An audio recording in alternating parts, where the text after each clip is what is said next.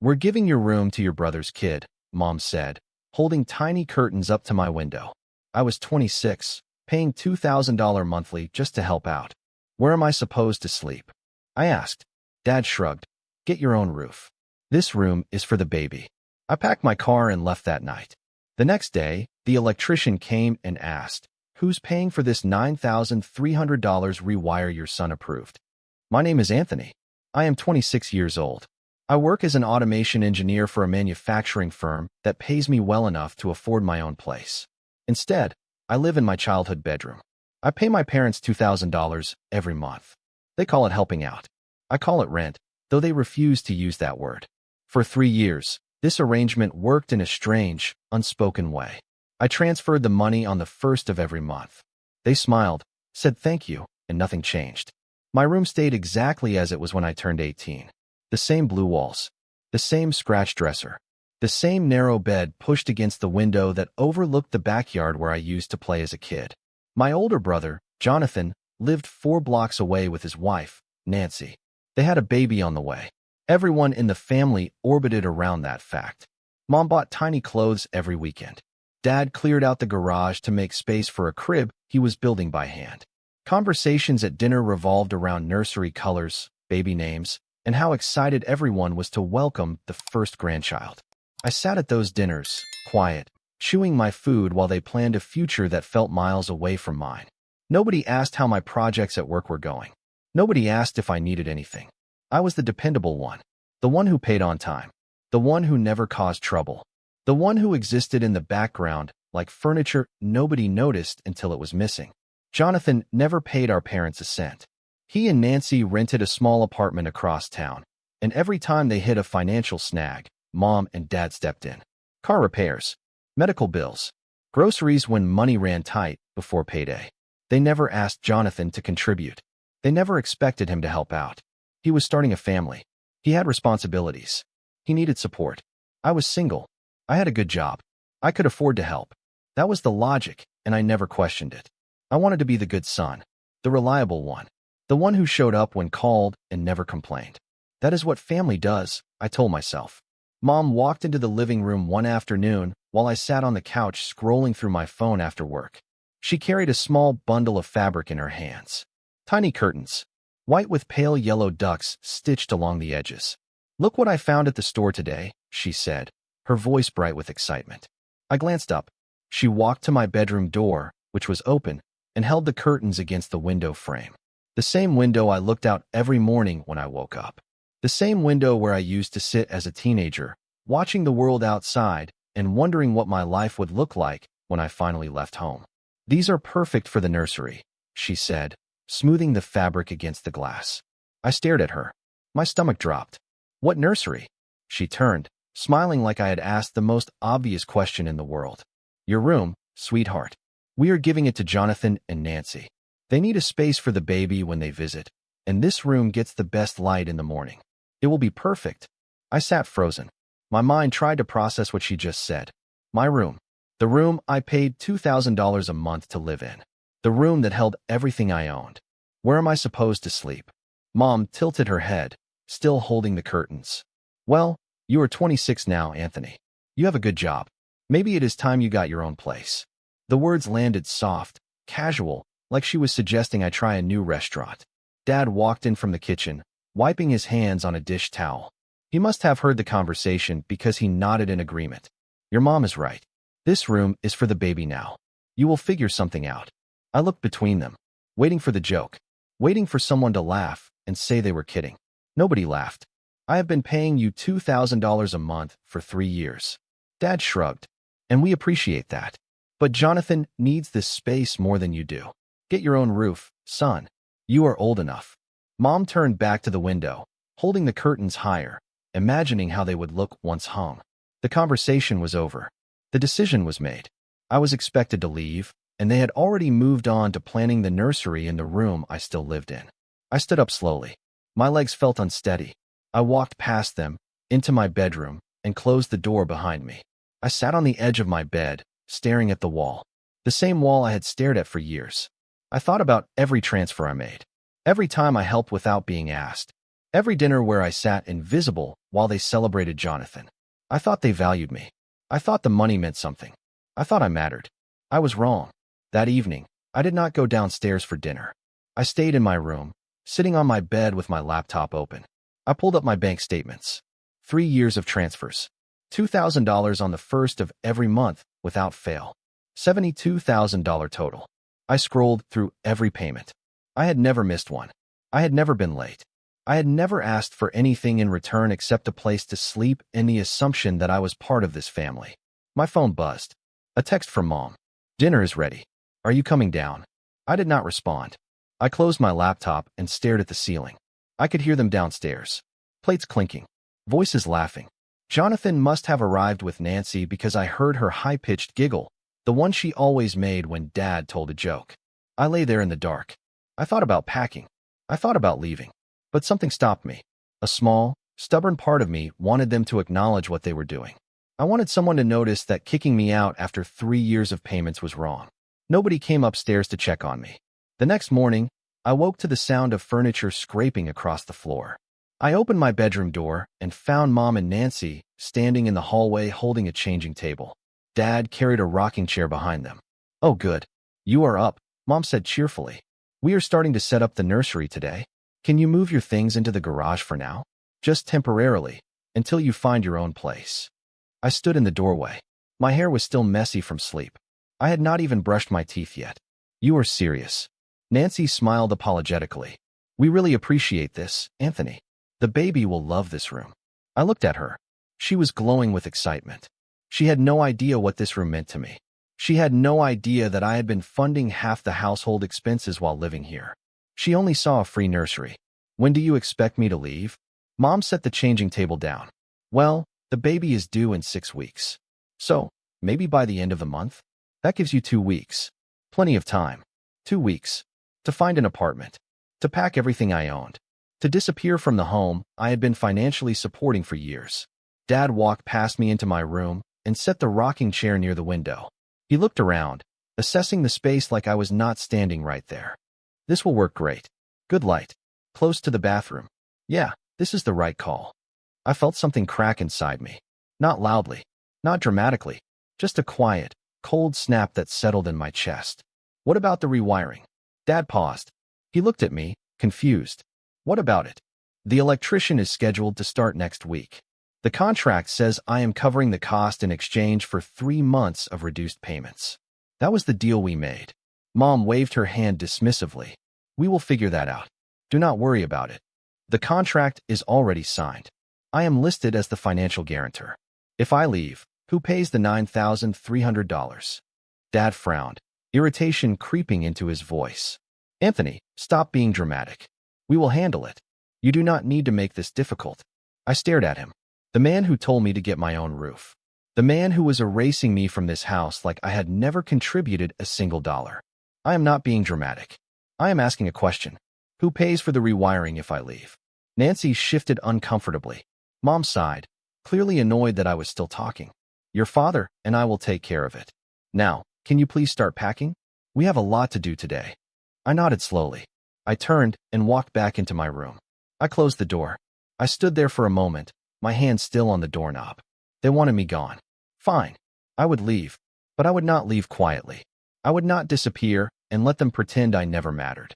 I would not let them erase 3 years of payments and call it helping out. I pulled my phone from my pocket and opened my contacts.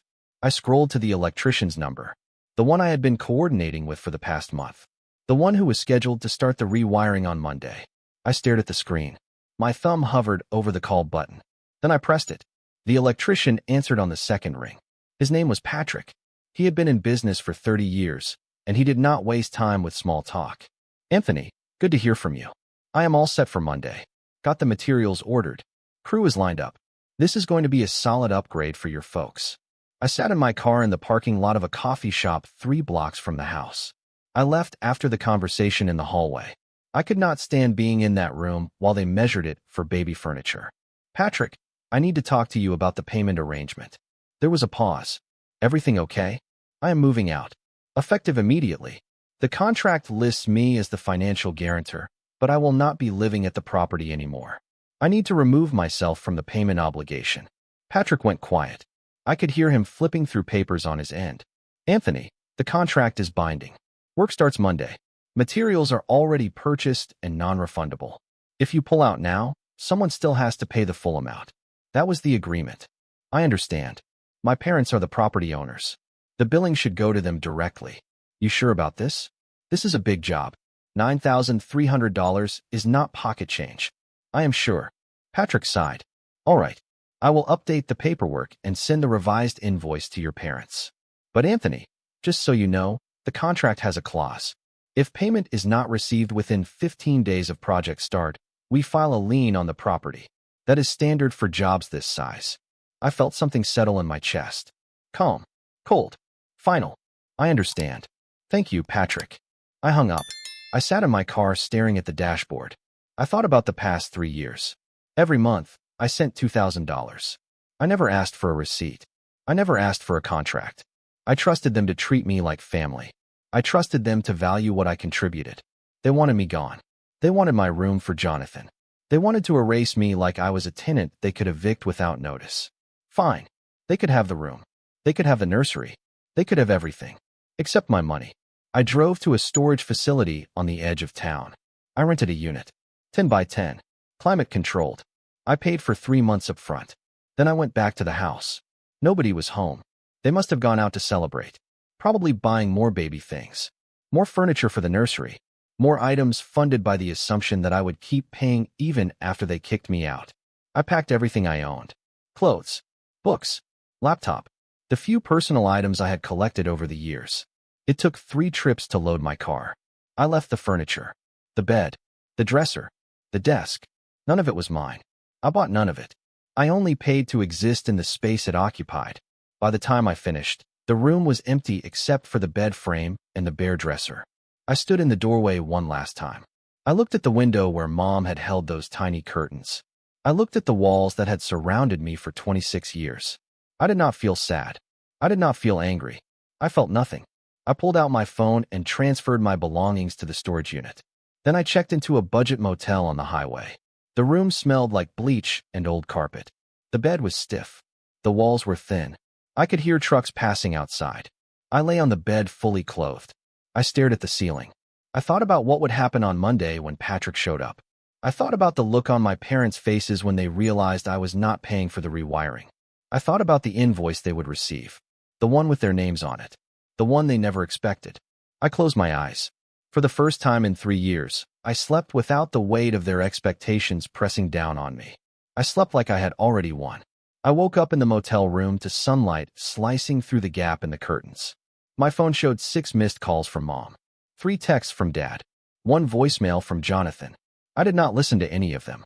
I turned my phone face down on the nightstand and sat up. My back ached from the stiff mattress, but I did not care. I was free.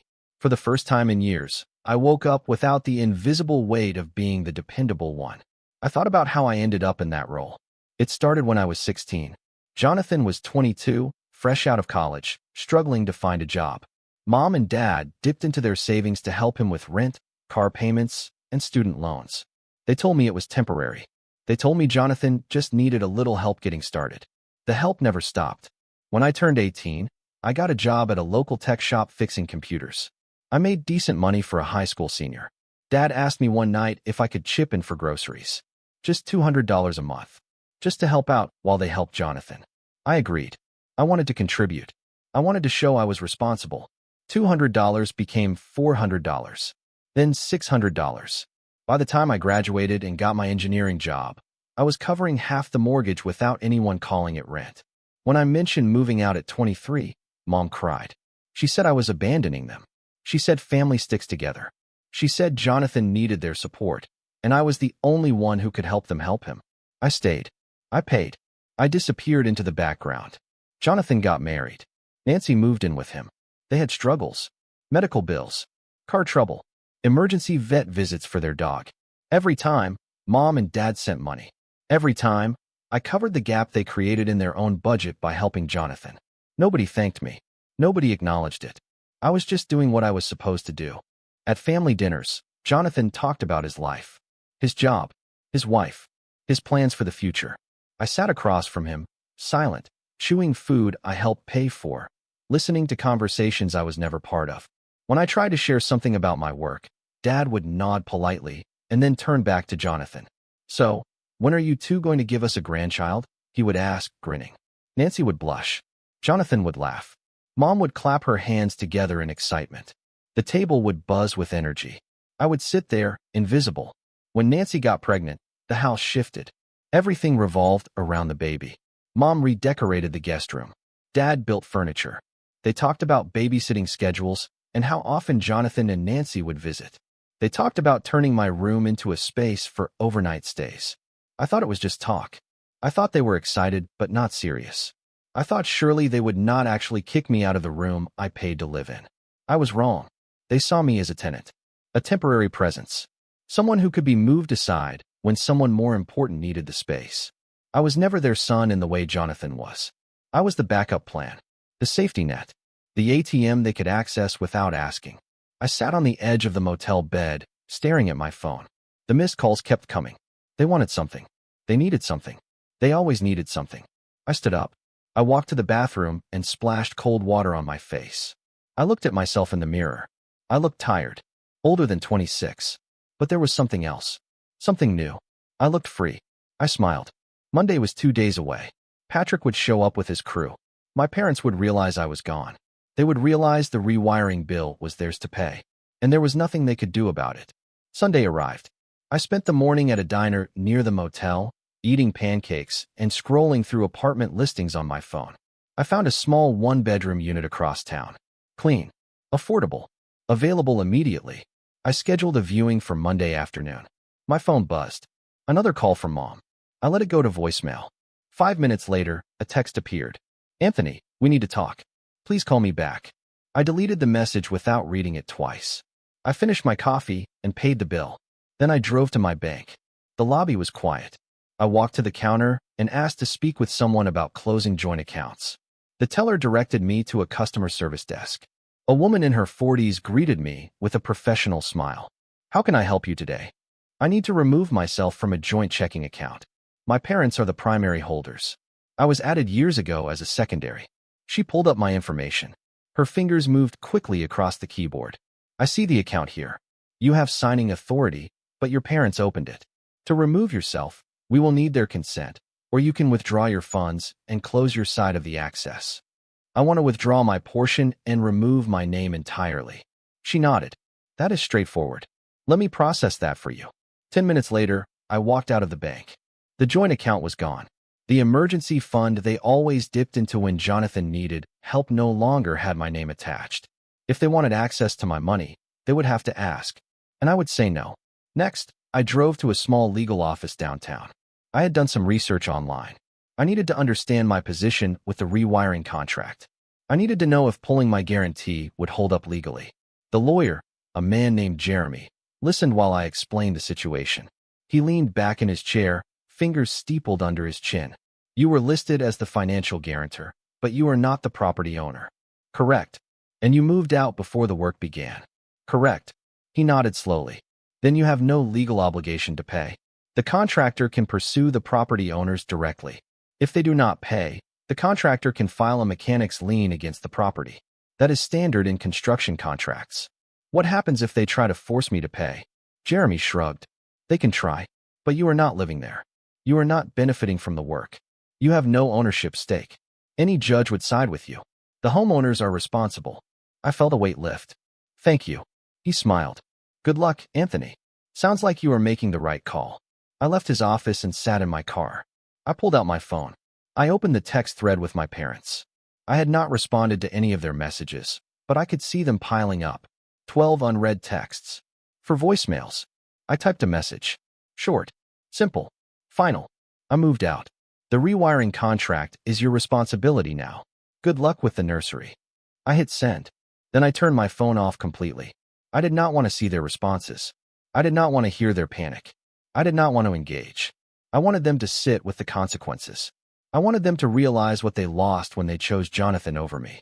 I wanted them to understand that kicking me out meant losing my financial support entirely. Monday would be the reckoning. Patrick would arrive. The crew would start work. and my parents would be handed an invoice they never saw coming. I started the car and drove back to the motel.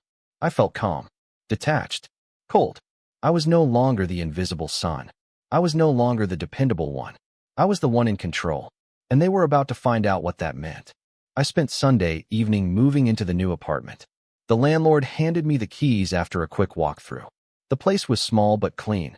Hardwood floors. A kitchen with enough counter space for one person. A bedroom with a window that faced east. Morning light would pour in, soft and warm. I unloaded my car. Boxes of clothes. My laptop. A few books. I had been living in that childhood bedroom for 26 years, and everything I truly owned fit into the trunk of a sedan.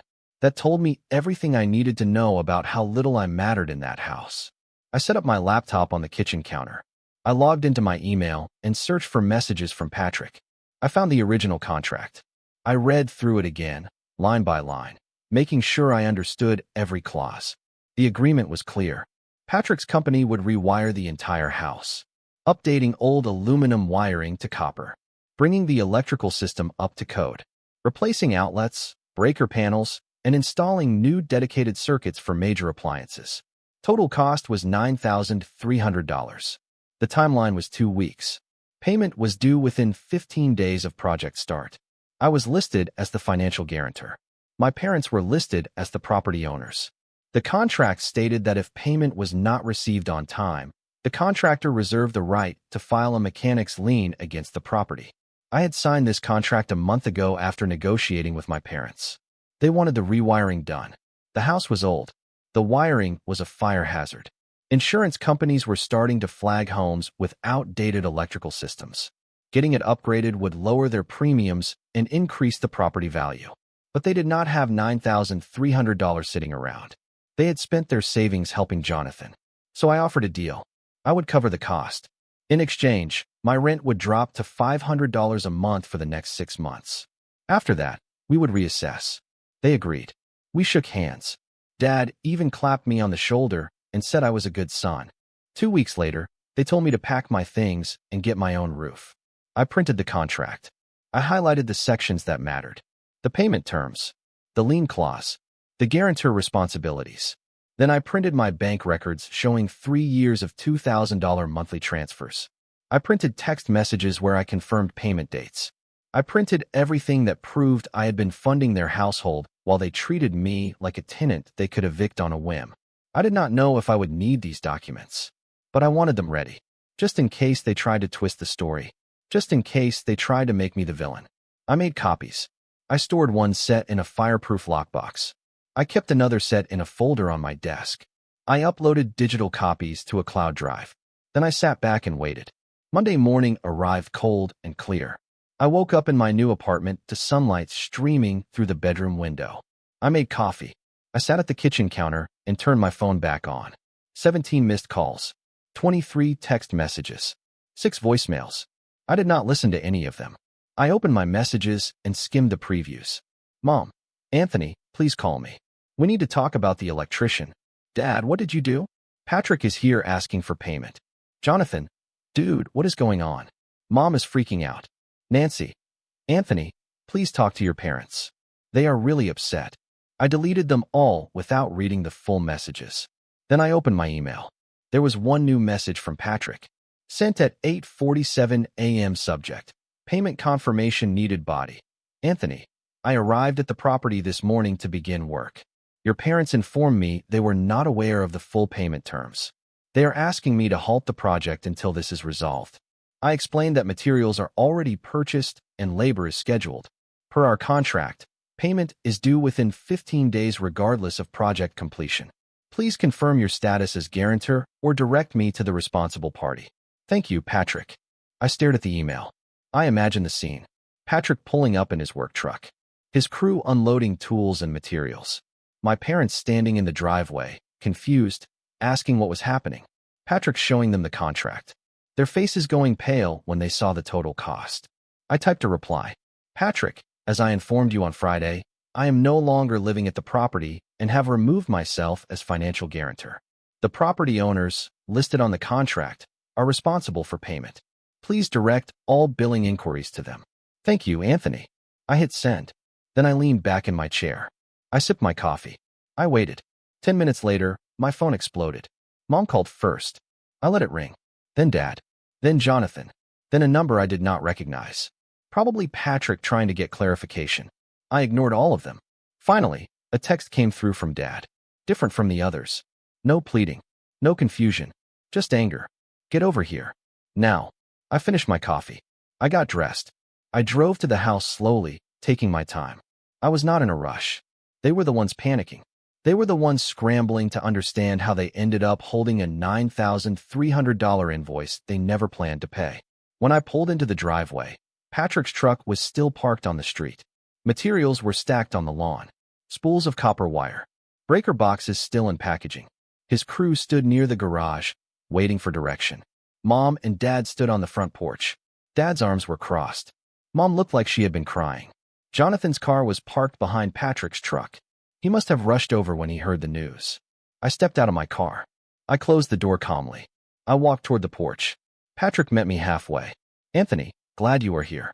Can we clear this up? Your parents are saying they did not agree to the payment terms. I looked at him. Patrick, I sent you an email this morning. I am no longer the guarantor. The property owners are responsible. That is what the contract says. Patrick sighed. I know, but they are refusing to pay. They said you agreed to cover it. I did. When I was living here. I moved out Friday night. The contract is between you and the property owners now. Dad stepped forward, his face red. You cannot just walk away from this, Anthony. You signed that contract. I turned to him, calm and cold. I signed as a guarantor while I was a resident. I am no longer a resident. You evicted me, remember? You told me to get my own roof. Mom's voice cracked. We did not evict you. We just needed the room for the baby. You gave me 2 weeks to leave. You told me the room was not mine anymore. That is an eviction. Jonathan stepped off the porch, his expression frustrated. Anthony, come on. This is not fair. You know they cannot afford this. I looked at him. The golden child. The one who never paid a cent. The one who always got help without question. Where were you when I paid $2,000 a month for 3 years? Where were you when I covered half the mortgage so they could help you with your rent, your car, your medical bills? Where were you, Jonathan? He went silent. Nancy stood behind him, her hand on her stomach, looking uncomfortable. I turned back to Patrick. The contract is clear. Payment is due from the property owners. If they do not pay within 15 days, you file a lien. That is standard procedure. Patrick nodded slowly. That is correct. Dad stepped forward, his voice shaking with anger. You are going to let them put a lien on our house? After everything we have done for you?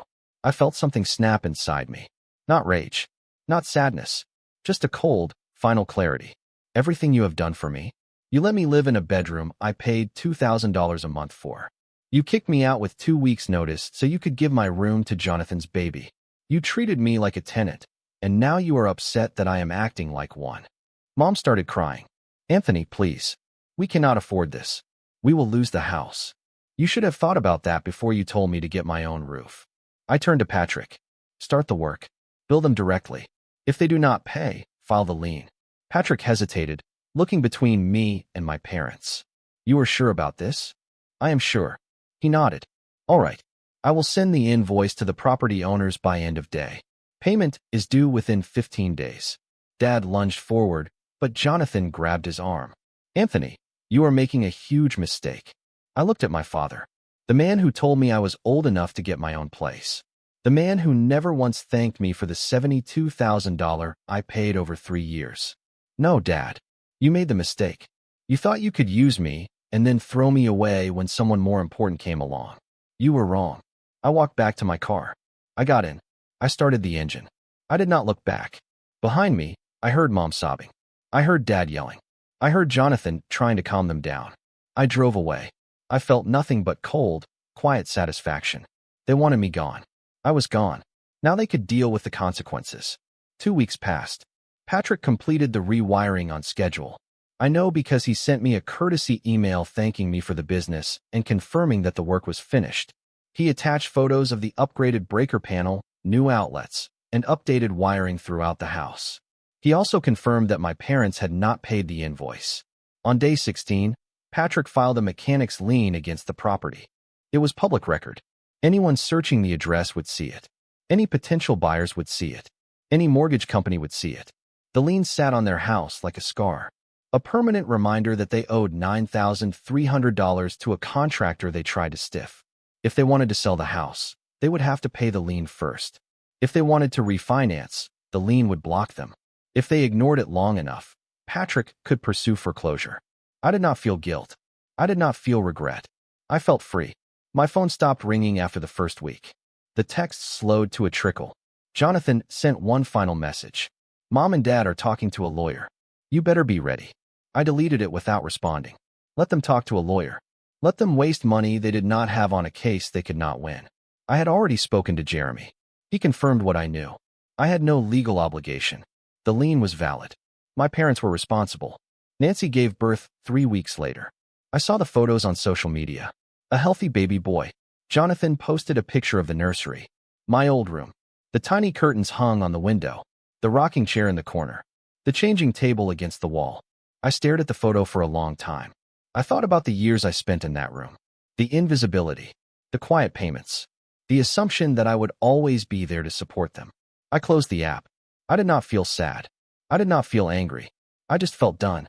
I built a new life in my small apartment. I worked. I saved money. I started going to the gym. I reconnected with old friends I had neglected while I was busy being the dependable son. One evening, I got a call from an unknown number. I almost ignored it, but something made me answer. Hello. Anthony, it is Patrick. I sat up. Hey, Patrick. What is going on? Just wanted to give you a heads up. Your parents settled the lien today. Paid in full. I wanted to let you know it is resolved. I felt a strange mix of relief and emptiness. Thanks for letting me know. No problem. And Anthony, I do not know what happened between you and your folks, but for what it is worth, you did the right thing. They tried to dodge responsibility, and you held them accountable. That takes guts. I smiled. Thanks, Patrick. We hung up. I sat in my living room, staring out the window at the city lights below. My parents paid the lien. They probably drained their savings. They probably borrowed money from someone. Maybe Jonathan. Maybe a relative. Maybe a credit card with a brutal interest rate. I did not care how they paid it. I only cared that they finally understood. Actions have consequences. You cannot use people and expect them to keep supporting you. You cannot erase someone's contributions and then demand their loyalty. I learned that lesson the hard way. Now they learned it too. A month later, I got a single text from Mom. The baby is beautiful. I wish you could meet him. I read it twice.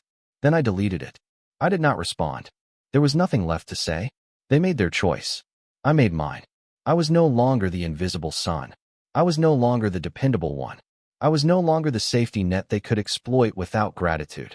I was Anthony, 26 years old, living in my own apartment, paying my own bills, building my own life. And for the first time in years, I was happy.